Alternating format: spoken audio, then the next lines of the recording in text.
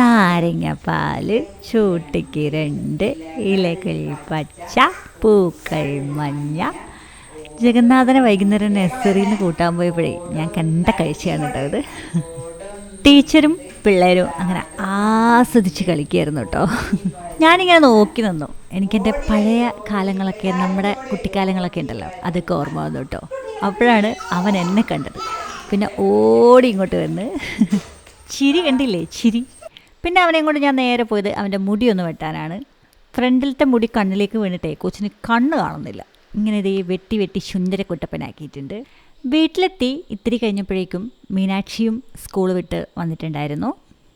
ഇനി ഞങ്ങളുടെ ടീ ടൈമാണ് കേട്ടോ.